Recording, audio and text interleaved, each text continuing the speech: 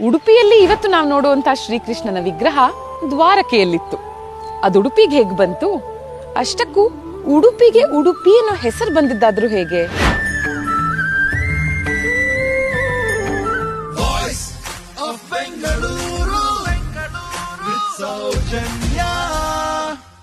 ಪ್ರತಿಯೊಂದು ಸ್ಥಳಕ್ಕೂ ಒಂದು ಸ್ಥಳ ಪುರಾಣ ಇದ್ದೇ ಇರುತ್ತೆ. ಆ ಜಾಗದ ಹೆಸರು ಹೇಗ್ ಬಂತು ಅನ್ನೋದಕ್ಕೆ ಒಂದು ಕುತೂಹಲಕಾರಿಯಾದ ಕಥೆ ಕೂಡ ಇರುತ್ತೆ. ದೋಸೆ ಹುಟ್ಟಿದ್ದು ಅನ್ಲಾಗುವಂತಹ ಒಂದು ಜಾಗ ಉಡುಪಿ. ಈ ಕ್ಷೇತ್ರದ ಹಿಂದಿನ ಕಥೆ, ಹೆಸರು ಹೇಗ್ ಬಂತು ಉಡುಪಿಗೆ? ಉಡುಪಿಯಲ್ಲಿನ ಶ್ರೀಕೃಷ್ಣ ಇಲ್ಲಿಗೆ ಬಂದಿದ್ದ ಹೇಗೆ? ಮುಂಚೆ ಆತ ಎಲ್ಲಿದ್ದ? ಅದನ್ನೆಲ್ಲ ಇವತ್ತು ತಿಳ್ಕೊಳ್ಳೋಣ. ಉಡುಪಿಯ ಸ್ಥಳ ಪುರಾಣ ಸೊಗಸಾಗಿದೆ. ಪರಶುರಾಮ 21 ಬಾರಿ ಭೂ ಪ್ರದಕ್ಷಿಣೆಯನ್ನ ಮಾಡಿ ಒಂದು ಯಾಗವನ್ನ ಮಾಡಿ ತನ್ನ ಸರ್ವಸ್ವವನ್ನು ಬ್ರಾಹ್ಮಣರಿಗೆ ದಾನ ಮಾಡಿದ ನಂತರ ತಾನು ದಾನ ಮಾಡಿದ ಜಾಗದಲ್ಲಿ ನಿಲ್ಲೋದಕ್ಕೆ ಬಯಸದೆ ವರುಣನಿಂದ ಸ್ವಲ್ಪ ಜಾಗವನ್ನ ಪಡ್ಕೋತಾನೆ. ಗೋಕರ್ಣದಿಂದ ಕುಮಾರಿ ಕ್ಷೇತ್ರದವರೆಗೆ ಪಶ್ಚಿಮ ಕರಾವಳಿಯಲ್ಲಿ ಒಂದು ಪಟ್ಟಿ ನೆಲದ ಭಾಗವನ್ನ ಸಮುದ್ರದಿಂದ ಪಡ್ಕೋತಾನೆ ಪರಶುರಾಮ. ಇದನ್ನೇ ಭಾರ್ಗವ ಕ್ಷೇತ್ರ ಅಂತ ನಾವು ಕರೆಯೋದು. ಇದರಲ್ಲಿನ ರಜತ ಪೀಠ ಅಂತ ಕರೆಸ್ಕೊಳ್ಳೋ ಉಡುಪಿ. ಹಿಂದೆ ಇದನ್ನ ಅಭಯಾರಣ್ಯ, ಅಬ್ಜಾರಣ್ಯ ಅಂತೆಲ್ಲ ಕರಿತಾ ಇದ್ರು. ಆದ್ರೆ ಈ ಜಾಗಕ್ಕೆ ಉಡುಪಿ ಅನ್ನೋ ಹೆಸರು ಬಂದಿದ್ದ ಹೇಗೆ? ಒಂದು ಬಾರಿ ದಕ್ಷ ಪ್ರಜಾಪತಿಯ ಶಾಪದಿಂದ ಚಂದ್ರನ ಕಳೆ ಕಡಿಮೆಯಾಗುತ್ತೆ. ಕಳೆಗುಂದದಂಥ ಚಂದ್ರ ಈ ಜಾಗಕ್ಕೆ ಬರ್ತಾನೆ. ಬಂದು ಶಿವನನ್ನ ಕುರಿತು ತಪಸ್ಸನ್ನ ಆಚರಿಸ್ತಾನೆ. ಆ ತಪಸ್ಸು ಫಲಿಸುತ್ತೆ. ಚಂದ್ರ ಪುನಃ ತನ್ನ ಕಳೆಯನ್ನ ಪಡ್ಕೊಂಡು ಷೋಡಶ ಕಲಾಯುಕ್ತನಾಗ್ತಾನೆ. ಅದೇ ಖುಷಿಯಲ್ಲಿ ಭಕ್ತಿಯಿಂದ ಶಿವನಿಗೆ ಒಂದು ಗುಡಿಯ ನಿರ್ಮಾಣ ಕೂಡ ಮಾಡ್ತಾನೆ. ಅದುವೇ ಚಂದ್ರಮೌಳೇಶ್ವರ ದೇವಸ್ಥಾನ. ಇವತ್ತಿಗೂ ಉಡುಪಿಯಲ್ಲಿ ನಾವಿದನ್ನ ನೋಡಬಹುದು. ಉಡು ಅಂದ್ರೆ ನಕ್ಷತ್ರ, ಪ ಅಂದ್ರೆ ಅಧಿಪತಿ, ನಕ್ಷತ್ರಗಳ ಅಧಿಪತಿ ಅಂದ್ರೆ ಉಡುಪ. ಚಂದ್ರನನ್ನ ಉಡುಪ ಅಂತ ಕರೆಯೋದು.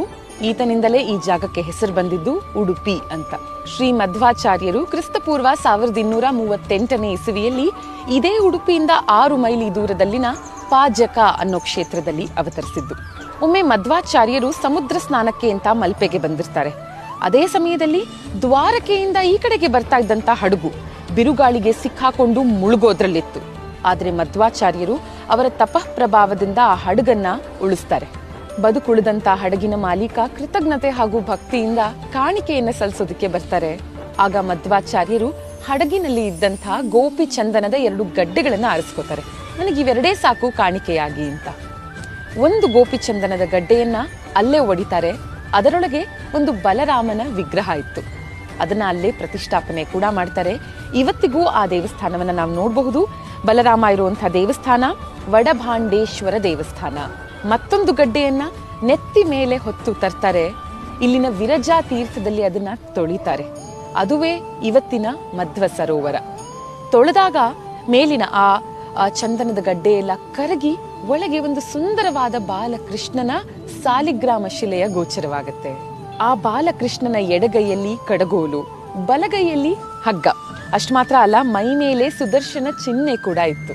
ಮಧ್ವಾಚಾರ್ಯರ ಅಮೃತ ಹಸ್ತದಿಂದಲೇ ಅಲ್ಲಿ ಶ್ರೀಕೃಷ್ಣನ ಪ್ರತಿಷ್ಠಾಪನೆ ಆಗುತ್ತೆ.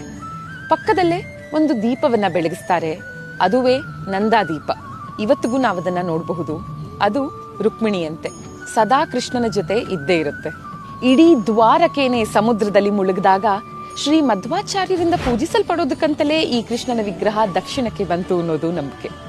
ಇದುವೇ ಉಡುಪಿಯ ಶ್ರೀಕೃಷ್ಣನ ಕಥೆ.